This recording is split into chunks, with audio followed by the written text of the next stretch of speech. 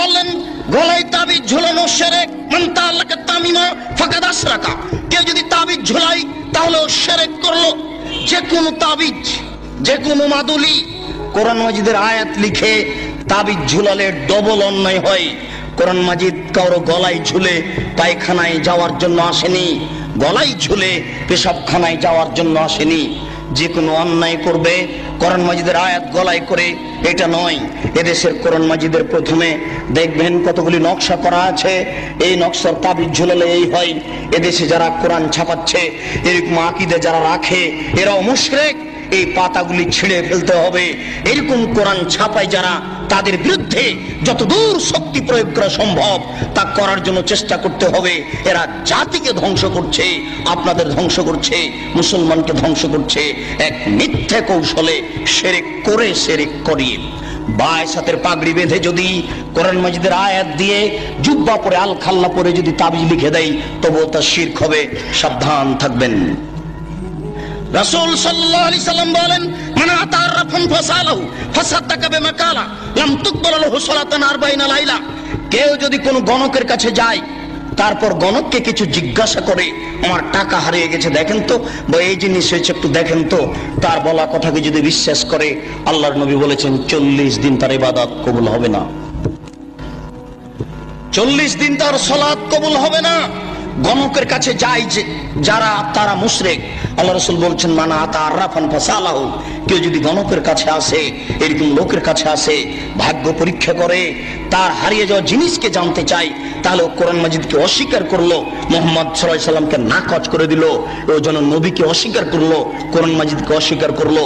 মহা পাপী, বড় পাপী যারা এরকম করে, যারা গণকের কাছে যায়, তারা বড় মুশরিক।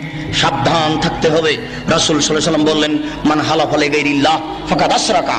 কেউ যদি আল্লাহ ব্যতীত অন্যের নামে কসম খায় তাহলে শিরক করলো। কেউ যদি আল্লাহ ব্যতীত অন্যের নামে কসম খায় তাহলে শিরক করলো। কেউ যদি দুই চোখের কসম খায় তাহলেও সে মুশরিক। কেউ যদি মায়ের কসম খায় তাহলেও সে মুশরিক। মায়ের কসম খাওয়া যায় না, কোরআন মাজিদে হাত রেখে কসম খাওয়া যায় না, মসজিদে ঢুকে কসম খাওয়া যায় না, ছেলের মাথায় হাত রেখে কসম খাওয়া যায় না, ছেলের মাথায় হাত রেখে কসম খাওয়া শিরক। এইভাবে হাত চালিয়ে ভাগ্য পরীক্ষা করা শিরক। টিয়া পাখির মাধ্যমে ভাগ্য পরীক্ষা করা শিরক। হাতের দাগ দেখে ভাগ্যের কথা বলা শিরক।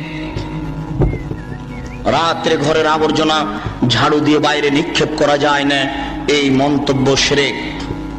রাত্রে গাছের ফল পাড়া যায় না, এই ধারণা শিরক। রাত্রে মানুষকে বাকি দোকানের জিনিস বাকি বিক্রয় করা যায় না, দেওয়া যায় না, এই ধারণা শিরক।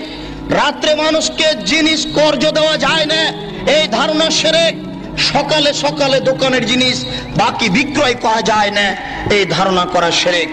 অপবিত্র অবস্থায় ঘর ঝাড়ু দেওয়া যায় না। আপনার স্ত্রী, আপনার বৌমা অপবিত্র অবস্থায় ফরজ গোসল না করে ভাত রান্না করতে পারে না, ঘর ঝাড়ু দিতে পারে না, এইগুলি ধারণা করা শিরক। আপনার স্ত্রী, আপনার বৌমা অপবিত্র অবস্থায় ফরজ গোসল না করে সব কিছু করতে পারে, ঘর ঝাড়ু দিতে পারে, ভাত রান্না করতে পারে, ভাতের পাতিল থেকে ভাত বের করতে পারে, মানুষকে খাবার দিতে পারে, পারে না নামাজ পড়তে, সালাত আদায় করতে, পারে না কোরআন তেলাওয়াত করতে, এ ব্যতীত যা কাজ আছে সবকিছু করতে পারে। দিনাজপুরের জনৈক হেডমাস্টার আমাকে বলছেন, আব্দুল রাজ্জাক সাহেব, একটা গোপন জিজ্ঞাসা আপনার কাছে করছি, মনে কিছু নিয়েন না। আমরা অপবিত্র অবস্থায় রাত্রে ঘুম থেকে উঠে বা বিছানা থেকে উঠে হাতে রুমাল জড়াই। হাতে রুমাল জড়ানোর পরে ওই যে দরজাতে যে খিল আছে, বন্ধ করা আছে খিল, ওটা বুঝেন কি? ওই খিলটা হাতে গামছা জড়ানো অবস্থায় খুলি, কেননা এ হাত যদি কাঠের সাথে লেগে যায় তাহলে কাঠ অভিশাপ করবে। একজন হেডমাস্টারের কি আকীদা! তারপরে বললেন, এই যে বাড়ির বাহির পর্যন্ত, স্যান্ডেল পর্যন্ত চকি থেকে নিয়ে এখানে চটছালা বিছিয়ে রেখেছি, অপবিত্র অবস্থায় যদি পা মাটিতে রেখে দিই তাহলে মাটি অভিশাপ করবে, এই জন্য বিছান থেকে স্যান্ডেল পর্যন্ত চটছালা বিছিয়ে রেখেছি, চটছালার উপর দিয়ে গিয়ে স্যান্ডেল পরব। একজন মাস্টারের আকীদা এরূপ। এই দেশে এরকম আকীদা চলে। গরুকে লাথি মারা যায় না, এই ধারণা শিরক। ধানের উপর দিয়ে জুতা পায়ে দিয়ে হাঁটা যায় না, এই ধারণা শিরক। হাত থেকে গ্লাস পড়ে গেলে কুটুম্ব আসতে পারে, এই ধারণা শিরক। ঘরের উপরে কাক ডাকছে কেউ আসতে পারে, এই ধারণা শিরক। তুলসীর গাছ উঠিয়ে ফেললে বা তুলসীর গাছ ভেঙে ফেললে বা তাতে লাথি মারলে ক্ষতি হতে পারে, এই ধারণা শিরক। এমন দুনিয়াতে কাজ ও কর্ম আছে যেগুলি করলে এই হতে পারে, এই হতে পারে, এরকম নামে যত মন্তব্য আছে এইগুলি সব শিরকের অন্তর্ভুক্ত। সাবধান থাকুন। রাসূল সাল্লাল্লাহু আলাইহি সাল্লামের ভাষায় বোঝা যাচ্ছে ছবি ও মূর্তি হচ্ছে শিরকের উৎস। আল্লাহ রাসূলের কথাই বোঝা যাচ্ছে ছবি ও মূর্তি হচ্ছে শিরকের উৎস। আলী রাদিয়াল্লাহু তাআলা আনহু বলেন, রাসূল সাল্লাল্লাহু আলাইহি সাল্লাম এক বৈঠকে বললেন, আলী লা তাদু তিমসালান ইল্লা তামাসতাহু ওয়ালা কাবরান মুশরিফান ইল্লা শাওয়াইতাহু। আলী তুমি ছাড়বে না কোনো উঁচু কবর, সবকে ভেঙে সামান করে দাও। আলী তুমি ছাড়বে না কোনো ছবি মূর্তি, সবকে ভেঙে খান খান করে দাও, চৌচির করে দাও। বাড়িতে যে নেতা নেত্রীর ছবি ঝুলে রেখেছেন, এরকম ছবিকে সম্মান করা শিরক। পিতামাতার যে ছবি আপনি বাড়িতে ঝুলে রেখেছেন, এরকম ছবিকে সম্মান করা শিরক, ছবিকে মূল্যায়ন করা শিরক।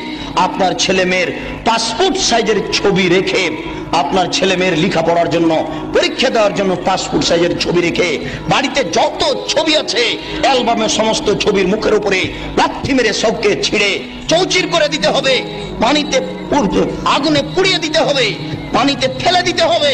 একে মূল্যায়ন করা যাবে না। 1971 সাল থেকে নিয়ে আজ পর্যন্ত এদেশের মাটিতে যত মূর্তি তৈরি করা হয়েছে, সমস্ত মূর্তিকে ভেঙে খান খান করে দিতে হবে, চৌচির করতে হবে। আপনি না পারলে আপনার ছেলে করবে, আপনার ছেলে না পারলে তার ছেলে করবে। কেউ যদি ভাঙতে না পারে, তাহলে যেদিন ঈসা আলাইহিস সালাম আসবেন, সেদিন এদেশের ছবি মূর্তিকে লাথি মেরে ভেঙে চৌচির করে দিবেন। সেদিন কোনো মায়ের বেটা ঠেকাতে পারবে না। কেন? আল্লাহ রাসূল বলেছেন, ইয়াদখুলুল ইসলাম ফি কুল্লি বাইতি মাতারিন ওয়া বারিন ওয়া ইজ্জি আজিজিন ওয়া জুল্লি জালালিন। প্রত্যেক ইটের বাড়িতে ইসলাম প্রবেশ করবে, প্রত্যেক খড়ের বাড়িতে ইসলাম প্রবেশ করবে, শহরের বাড়িতে ইসলাম প্রবেশ করবে, গ্রামের বাড়িতে ইসলাম প্রবেশ করবে। সম্মান সহকারে, না অপমান সহকারে। সবাই যদি ইসলাম মেনে নেয় তাহলে মর্যাদার হানি হবে না, আর যদি ইসলাম না মানে তাহলে পিটিয়ে ইসলাম গ্রহণ করতে বাধ্য করা হবে, ব্যক্তিকেই পিটিয়ে বাধ্য করা হবে। তাহলে ছবি মূর্তিকে সে সম্মান দেবে কি করে? ছবি মূর্তিকে সম্মান করা শিরক, মূল্যায়ন করা শিরক। আজ এখান থেকে উঠে বাড়িতে ঢুকে শোকে যে যত পুতুল আছে, যত ছবি মূর্তি আছে, আপনার আমেরিকা থেকে আনা যদি সোনার হরিণ হয়, তবু লাথি মেরে ভেঙে চৌচির করতে হবে। ওকে মূল্যায়ন করা যাবে না। ছবি মূর্তিকে মূল্যায়ন করা শিরক। জন্মদিবস পালন করা শিরক, মৃত্যু দিবস পালন করা শিরক, 16 ডিসেম্বর পালন করা শিরক, 21শে ফেব্রুয়ারি পালন করা শিরক, 26শে মার্চ পালন করা শিরক, পহেলা বৈশাখ পালন করা শিরক, কবরে ফুল চড়ানো শিরক, শহীদ মিনারে ফুল চড়ানো শিরক। 21শে ফেব্রুয়ারি যদি সারা বাংলাদেশের নারী পুরুষ পায়ের জুতা খুলে হাতে ফুল নিয়ে বরকতের কবরে দেয়, শহীদ মিনারে দেয়, তাহলে কি তারা বরকতের 1 পয়সা উপকার করতে পারবে? পারবে না। এই জন্য এরকম জাতিকে আমরা শিক্ষিত জাতি বলি না, এরকম হেডমাস্টারকে আমরা শিক্ষিত বলি না। এরকম জাতির, এরকম হেডমাস্টারের নিপাত হোক, এটাই আমরা চাই। যার দ্বারা জাতি উপকৃত হতে পারে না, যে শিক্ষিত সমাজের দ্বারা জাতি কবরে যায়, জাতির পরকাল হারায়, ওরকম শিক্ষিত সমাজ আমরা চাই না। আমরা চাই শিরক বিদআত মুক্ত সমাজ। যে শিরক বিদআত মুক্ত সমাজে আল্লাহকে সন্তুষ্ট করতে পারবো। অনেক সময় পাপ করলেও আল্লাহ ওরকম অসন্তুষ্ট হন না। শিরক করলে,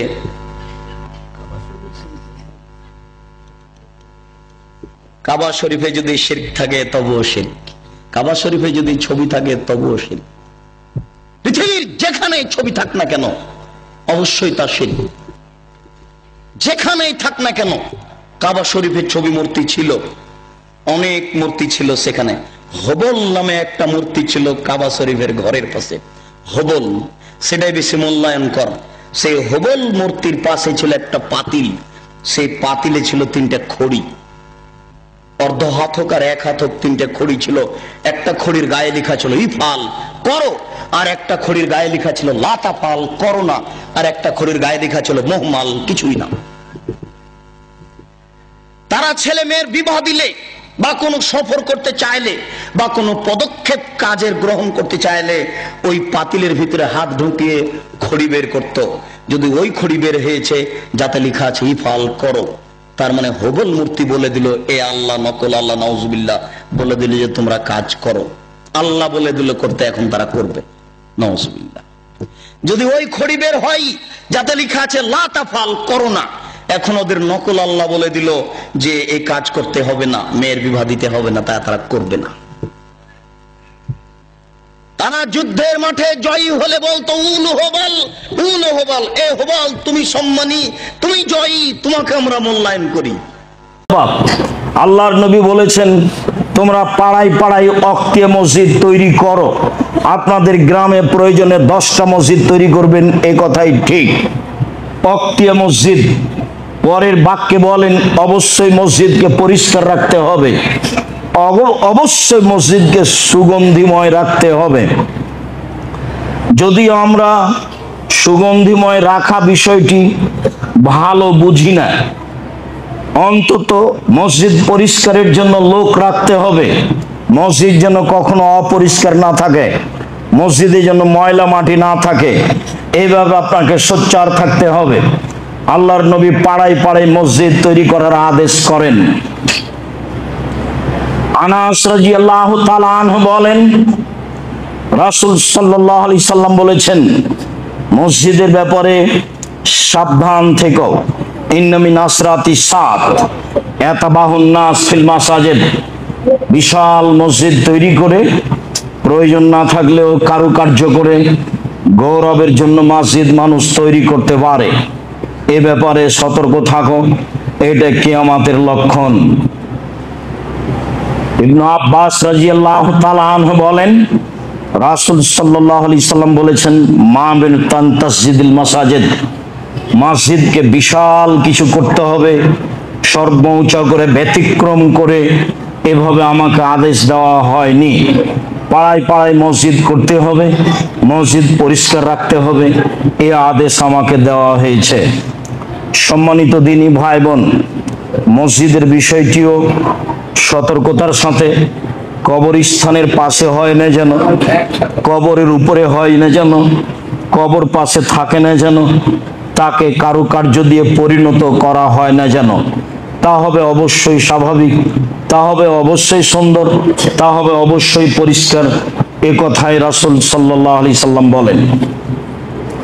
তালক ইবনে আলী রাদিয়াল্লাহু তাআলা আনহু বলেন খারাজনা অফদান ইলা রাসূলিল্লাহ সাল্লাল্লাহু আলাইহি সাল্লাম, একদা আমরা বাড়ি থেকে বের হলাম আল্লাহ রাসূলের নিকটে যাব এই জন্য। ফাবায়ানাহু, আমরা কয়েকজন মিলে গিয়ে তার সাথে বায়াত করলাম। ওয়া সাল্লাইনা মাআহু, তার সাথে আমরা সালাত আদায় করলাম। ওয়া আখবারনাহু বিবায়াতিন বিআরদিনা লানা, আমাদের গ্রামে একটা গির্জা ঘর ছিল, সে কথা আমরা আল্লাহর নবীকে বললাম। তাতে আমরা বললাম ফাস্তাউহাবনাহু বেফাজলে মাইন মিন তহুরিন, আপনি ওযু করে একটু পানি দেন, সেই পানিটুকু আমরা আমাদের ওই গির্জা ঘরে ছিটিয়ে দিয়ে ওকে পবিত্র করে সেখানেই সালাত আদায় করব। ফাদা বেমাইন, আল্লাহর নবী পানি নিয়ে ডাকলেন, ওয়াতাওয়াজ্জা, ওযু করলেন, ওয়াতামাজমাজা, কুল্লি করলেন, ওয়া সাব্বাহু ফিদাওয়াতিন লানা, আমাদের সাথে একটা পাত্র ছিল, সেই পাত্রে ওযুর বাকি পানিটুকু ঢেলে দিলেন। আমারানা, ঢেলে দিয়ে তিনি আমাদের আদেশ করলেন যে উখরুজু, তোমরা চলে যাও। এই যে আতাইতুম বিআরদিকুম আও আরদাকুম, যখন তোমরা তোমাদের জমিনে চলে যাবা, ফাকসিরু বিআতাকুম, তো তোমাদের গির্জা ঘরের পূর্ব দিকে যে উঁচু জায়গাটা আছে ইমাম দাঁড়ানোর, সেই জায়গাটা ভেঙে দাও। সেই জায়গাটা ভেঙে দিয়ে ওয়া আউসাহু আও তানাজ্জাহু বিহাজাল মাই, এই পানিটা সেখানে ছিটিয়ে দাও। ওয়াজালুহা মসজিদান, সেটাকে মসজিদ হিসাবে ঘোষণা দিয়ে দাও। আমরা বললাম আল্লাহর নবী ইন্নাল বালাদা বাইদুন, আমাদের গ্রাম এখান থেকে অনেক দূর। ওয়াল হাররা শাদীদুন, প্রখর রৌদ্র। ওয়াল মাউ ইনসাফ, পানি শুকিয়ে শেষ হয়ে যাবে, কি করা যায়? আল্লাহ রাসূল বললেন মুদ্দু হবে মাইন, বাড়িতে গিয়ে ওতে পানি দিয়ে ওটা বেশি করে দিও। ফাইনাহা লা ইয়াজিদু ইল্লা তিবান, পানি বেশি করলে এতে তার মর্যাদা, এতে তার পবিত্রতাই বেড়ে যাবে। তাহলে পড়ে নেওয়া পানির সাথে পানি মিক্স করা যায়, তাহলে জমজমের পানির সাথে পানি মিক্স করে পান করা যায়, তাতে তার মান কমে যাবে এ কথা নয়, বরং তাতে তার মান বেড়ে যাবে এ কথাই ঠিক। অত্র হাদিসে বোঝা যায় খ্রিস্টানদের গির্জাঘর মসজিদে পরিণত হতে পারে, মসজিদ করা যায়।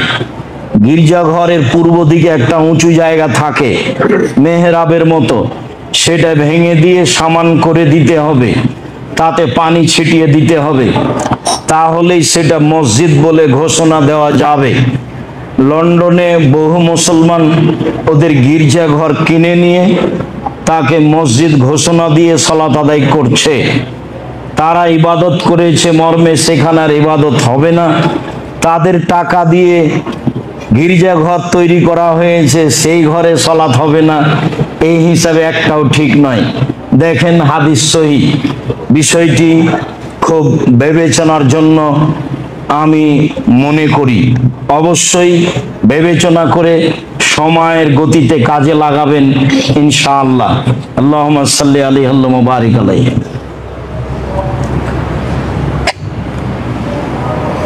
আলহামদুলিল্লাহ ওয়াহদা ওয়াসসালাতু ওয়াসসালামু আলা মান লা নাবিয়্যা বাদা। বুরায়দা রাদিয়াল্লাহু তাআলা আনহু বলেন, রাসূল সাল্লাল্লাহু আলাইহি সাল্লাম বলেছেন, বাশশিরিল মাসাইনা ফি যুলামে বিন নূরিত তাম ইয়াউমাল কিয়ামা, যারা অন্ধকারে পায়ে হেঁটে মসজিদে যায় তাদের পূর্ণ আলোর সুসংবাদ দিয়ে দেন আপনি বিচারের মাঠে। পায়ে হেঁটে কষ্ট করে মসজিদে যান, এইটা আপনার জন্য বিচারের মাঠে আলো হিসাবে হবে, এই কথা রাসূল সাল্লাল্লাহু আলাইহি সাল্লাম বলেন। আব্দুর রহমান ইবনে আয়েশ বলেন, একদা রাসূল সাল্লাল্লাহু আলাইহি সাল্লাম বললেন, ইন্নী রাআইতু রাব্বি বিআহসানি সূরাতিন, আমি একদা আমার প্রতিপালককে উত্তম আকৃতিতে দেখলাম। আল্লাহর নবী আল্লাহকে স্বপ্নে দেখেছেন, এই চক্ষু আল্লাহকে দেখতে পারবে না। যেই চক্ষু মানুষের কাছে পৃথিবীতে আছে, এই চক্ষু আল্লাহকে দেখতে পারবে না, এই কথা আল্লাহ বলেছেন। এই কথা মুসা আলাইহিস সালামের বাস্তব ঘটনায় প্রমাণিত আছে। তিনি স্বপ্নে আল্লাহকে দেখলেন, আল্লাহ তাকে বললেন, ফিমা ইয়াখতাসিমুল মালাউল আলা, উপরের ফেরেশতাগণ কি নিয়ে হইচই করছে তা কি বলতে পারেন? আমি বললাম, আনতা আলাম, আপনি ভালো জানেন। মুখামুখি কথা চলছে, আপনি ভালো জানেন। তখন তিনি বলছেন, ফাওয়াদা কাফাহু বাইনা কাতফাইয়া, এইটুকু বলতেই আল্লাহ তার নিজের হাতের এই কবজি আমার এই পিঠের কাঁধের উপরে রাখলেন। ফাওয়াজাত বারদাহা আলা সাদিয়াইয়া, এখানে হাত রাখতেই আমি বুকে ঠান্ডা অনুভব করলাম। হাত তিনি রাখলেন পিছনে আর ঠান্ডা অনুভব করলাম বুকে। ফালিমতু মাফিস সামাই ওয়াল আরজে, তাতে আমি জেনে নিলাম কি আছে আকাশে কি আছে জমিনে। এখন আমার বলা স্বাভাবিক উপরে কি নিয়ে হইচই করছে। ইবনে আব্বাস রাদিয়াল্লাহু তাআলা আনহু বলেন, রাসূল সাল্লাল্লাহু আলাইহি ওয়াসাল্লাম বলেছেন, একদা আল্লাহ তাআলা আমাকে বললেন, ইয়া মুহাম্মদ, হে মুহাম্মদ, হাল তাদরি ফিমা ইয়াখতাসিমুল মালাউল আলা, আপনি কি বলতে পারেন উপরে কি নিয়ে হইচই হচ্ছে? আল্লাহ আমাদের নবীকে মুহাম্মদ বলে ডাকতেন। জিবরাইল আলাইহিস সালাম নবীকে মোহাম্মদ বলে ডাকতেন, আর সাহাবীগণ আল্লাহর নবীকে আল্লাহর নবী, আল্লাহর রাসূল বলে ডাকতেন। আর আমরা বলছি হুজুরে পাক সাল্লাল্লাহু আলাইহি সাল্লাম। যেটা সাহাবী বলেননি, যেটা নবী বলেননি, যেটা আল্লাহ বলেননি। তা আল্লাহ বললেন মোহাম্মদ বলতে পারেন, কি নিয়ে হইচই হচ্ছে? কুল তো নাম। আমি বললাম হ্যাঁ বলতে পারি। ফিল কাফারাত, এখন জেনে গেছেন। হ্যাঁ বলতে পারি। কি নিয়ে হইচই হচ্ছে? হইচই হচ্ছে মানুষের পাপ কিসে মিটে যাবে এই নিয়ে। অত্র হাদিস আমরা আমাদের আলোচনার সূচনায় পবিত্রতাই করেছিলাম। আল কাফারাত, আর মিটে যাবে পাপ কিসে? এক, আল মাকসু ফিল মসজিদ বাদা সালাওয়াত, সালাতের পরে মসজিদে বসে তাসবিহ তাহলিল জিকির আজকার করলে পাপ মিটে যায়। মসজিদে বসে তাসবিহ তাহলিল জিকির আজকার করলে পাপ মিটে যায়। দুয়ার জিকিরের মধ্যে একটু পার্থক্য আছে। দুয়া মানে আপনার প্রয়োজনে চাচ্ছেন, তখন আল্লাহ দিবেন দিবেন না তার ব্যাপার। আর জিকির মানে আপনি প্রয়োজন নয়, ওকে সন্তুষ্ট করার জন্য বলছেন। সুবহানাল্লাহ, আলহামদুলিল্লাহ, আল্লাহু আকবার, লা ইলাহা ইল্লাল্লাহ, সুবহানাল্লাহি ওয়া বিহামদিহি, সুবহানাল্লাহি ওয়া আলহামদুলিল্লাহি ওয়া লা ইলাহা ইল্লাল্লাহ, আল্লাহু আকবার, লা ইলাহা ইল্লাল্লাহ ওয়াহদাহু লা শারীকা লাহু, লাহুল মুলকু ওয়া লাহুল হামদু ওয়া হুয়া আলা কুল্লি শাইইন কাদির। এখানে চাওয়া কিছু নেই। এর নাম হলো জিকির। জিকির দিয়ে তাকে বেশি সন্তুষ্ট করা যায়। জিকির করলে এমনিতে সবকিছু হয়ে যায়। যার কারণে ফাতেমা গেছিলেন কাজের লোকের জন্য, গিয়ে দেখলেন আয়েশা বাসায় আছে, আল্লাহর নবী নেই। তা আয়েশাকে বললেন, আম্মা কাজের লোকের জন্য এসেছিলাম। ঠিক আছে, আল্লাহর নবী আসলে বলবো। আল্লাহ নবী আসলেন। আয়েশা রাদিয়াল্লাহু তাআলা আনহা বললেন, ফাতেমা কাজের লোকের জন্য এসেছিলেন। শোনার সাথে সাথে মেয়ের বাসায় চলে গেলেন। মেয়ে যেই ঘরে আছে সেই ঘরে খাটে গিয়ে বসলেন। জামাই এবং মেয়ে এক খাটে আছেন। আমাদের দেশে এরকম গতিতে শ্বশুর সাধারণত বাপ সাধারণত যাবে না। আল্লাহ রাসূল বসলে আমাদের পা তার গায়ের সাথে লাগলো, আমরা সেটা আঁচ করলাম। আমরা উঠে বসতে যাচ্ছিলাম, তিনি বললেন তোমরা শুয়ে থাকো। ফাতেমা, তোমার জন্য একটা কাজ, তুমি সুবহানাল্লাহ, আলহামদুলিল্লাহ, আল্লাহু আকবার বলো ঘুমানোর সময়। অবাক কথা, কাজের জন্য উনি লোক, কাজের লোকের জন্য গেছেন, আর কাজের লোক এটা তাসবিহ কি কাজের লোক? তাসবিহ কাজের লোক নয়। তোমাকে আমি তাসবিহ করতে দিচ্ছি, এটা করো, কাজের লোক হবে ইনশাআল্লাহ। তো জিকির থাকে তাহলে আপনার ইহকালে সুবিধা, পরকালেও সুবিধা। তো যারা মসজিদে বসে জিকির আজকার করে তাদের পাপ মিটে যাবে। পায়ে হেঁটে যারা মসজিদে যায় তাদের পাপ মিটে যাবে। ঠান্ডার সময় ভালো করে ওযু করে যে তাদের পাপ মিটে যাবে। এইটুকু বলার পরে তিনি বলছেন, ফামান ফালা যালিকা হাসাবে খায়রিন ওয়া মাতাবে খায়রিন। এমন তিনটা কেউ যদি কাজ করে তাহলে তার মরে যাওয়া ভালো, বেঁচে থাকা ভালো। তাহলে তার মরে যাওয়া ভালো, বেঁচে থাকা ভালো, দুটাই তার সমান। ওয়া কানা মিন খাতিতে কামিল ওয়ালাদাতু উম্মুহু। আর লোকটা পাপ থেকে হয়ে যায় সেই দিনের মতো যেদিন তার মা তাকে জন্ম দিয়েছে, নিষ্পাপ হয়ে যায়। এখানে চাওয়া কিছু ছিল না। এক নম্বরে ছিল জিকির, দুই নম্বরে ছিল পায়ে হেঁটে মসজিদে যাওয়া, তিন নম্বরে ছিল সুন্দর করে ওযু করা। তাতে হয়ে গেল তার বেঁচে থাকা ভালো, তার মরে যাওয়া ভালো। তাতে হয়ে গেল সে সেই দিনের মতো যেদিন তার মা তাকে জন্ম দিয়েছে।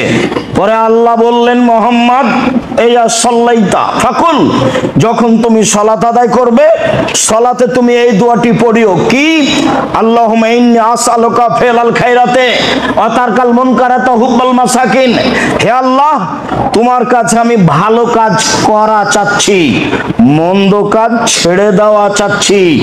আর ফকির মিসকিনকে ভালোবাসা চাচ্ছি।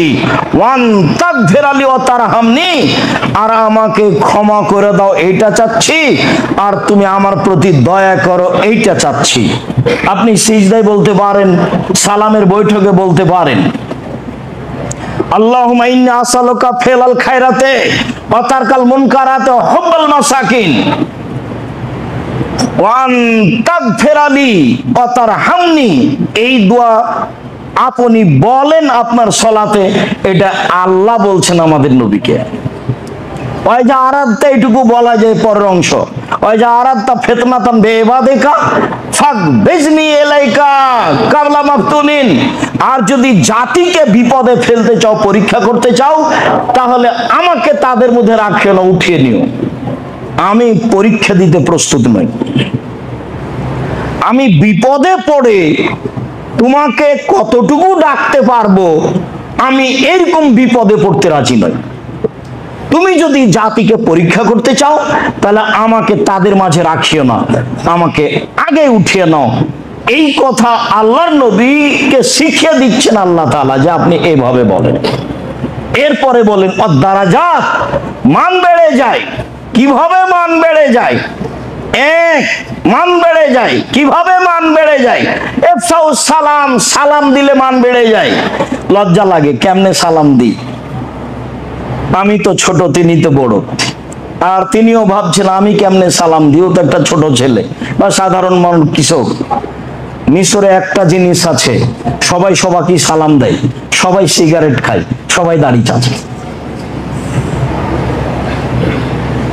ওরা এখনো বুঝতে পারেনি যে যারা মন্ত্রী তারা পরে সালাম দিবে, রিকশাওয়ালা আগে দিবে, এটা ওরা এখনো বুঝেনি। ওরা হাদিসে যেভাবে এসেছে সেটাকে বুঝেছে, বাকিগুলো কেন বুঝে না আল্লাহই ভালো জানে। সালাম দিলে মান বেড়ে যায়। দুই, এটা উত্তম, অসহায় দুস্থ গরিব মানুষকে খাদ্য দিলে মান বেড়ে যায়।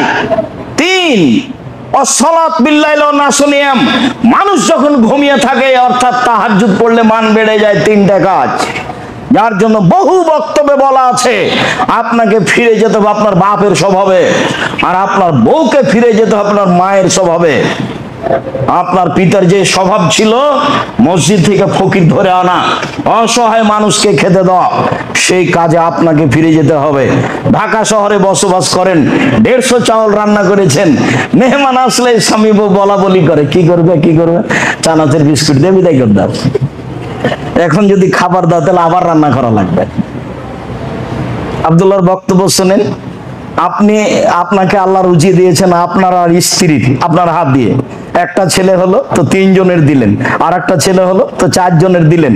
মেহমান আসলো তো 5 জনের দিলেন। যত মেহমান সবার খাদ্য কার হাত দিয়ে? আপনাকে দিলেন, আপনার হাত দিয়ে, যে আপনি মেহমানকে খাওয়ান। যার জন্য বলে রেখেছি, মাকে বলে দিবেন, পিতাকে বলে দিবেন, বোন আসলে আমার বাসায় খাবে, ভাগনা ভাগ্নি আমার বাসায় খাবে, আমার পিতার বন্ধু বান্ধব আসলে আমার বাসায় খাবে, আমার মায়ের আত্মীয় স্বজন আসলে আমার বাসায় খাবে। মেহমানকে খেতে দিতে শিখেন, বরকত হবে, এই কথা বলা লাগবে না কাউকে। মান বাড়বে, অর্থগত ভাবে মান বাড়বে, সম্মানগত ভাবে মান বাড়বে।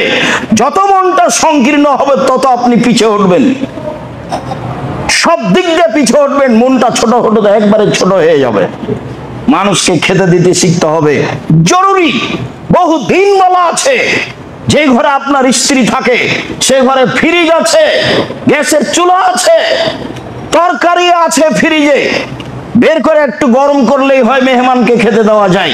আপনি রাত 10টায় মেহমান নিয়ে গেছেন, আপনার স্ত্রীকে বলছেন খালেদা উঠো একটু তরকারি গরম করো, মেহমানকে খেতে দিতে হবে। বউ নাক সিটকে নিতে বলছে, হ্যাঁ তুমি রাতে মেহমান নিয়ে আসো, হিসাব পাও না, কে এগুলো করবে? বলা আছে, এই কণ্ঠ আপনার মা শুনেছে, বয়স তার 80 বছর। তাড়াহুড়া করে বিছান থেকে উঠে আসে, আপনার বেটা থাকবো, আমাকে উঠায় না, আমি গরম করে দিচ্ছি, আমি গরম করে দিচ্ছি। উনি যখন মেহমানকে খাওয়াতেন তখন ঢেঁকিতে চাউল, ধান ভেঙে চাউল রেডি করতেন, চাঁপাই নবাবগঞ্জে ঝাঁটা আটা তৈরি করে মানুষের খাওয়ার ব্যবস্থা করতেন। আপনারা ছিলেন 12 ভাই বোন, 2 জন ছিল কিষান কামলা, 14 জন। আপনার বাপ রাতে 2 জন মেহমান ধরে নিয়ে এসছে ফকির, এবার হলো 16 জন। 16 জন মানুষের খাওয়া রেডি করে আপনার মা, এইভাবে। তার জন্য সহজ হয়, তারপরে আপনারা 12 ভাই বোন, একটার পর একটা আছে, কান্নাকাটির মাঝে, হইজয়ের মাঝে, তাকে দুধ দেওয়ার মাঝে, তারপরেও কোনো সমস্যা হয়নি। আর আপনার কিছুই নাই, তবুও খালি সমস্যা। একান ছেলে, কানার কচড়া, তাও নিয়ে এই সেই কত কিছু হিসাব হয় না। ফিরে যেতে হবে বাপের স্বভাবে, ফিরে যেতে হবে মায়ের স্বভাবে। 3টি কারণে মান বেড়ে যাবে। রাসূল সাল্লাল্লাহু আলাইহি ওয়াসাল্লাম বলেন, আজকের আলোচনার শেষ হাদিস, রাসূল সাল্লাল্লাহু আলাইহি ওয়াসাল্লাম বলেন, পৃথিবীর মানুষ শুনে রেখো, সালাসাতুন কুল্লুহুম আলা জামিনিল্লাহি আলাল্লাহি জামিন। 3 শ্রেণীর মানুষের জিম্মেদার আল্লাহ। 3 শ্রেণীর মানুষের জিম্মেদার আল্লাহ। 1, মান খারাজা গাজিয়ান ফি সাবিলিল্লাহ, যে যুদ্ধের জন্য বের হয়েছে তার জিম্মেদার আল্লাহ। এত ফাহু ফাইদ খেলাহুল জান্নাহ, যদি তার মরণ দিয়ে দেয় আল্লাহ তাকে জান্নাতে দেবে, এই ব্যাপারে তিনি জিম্মেদার।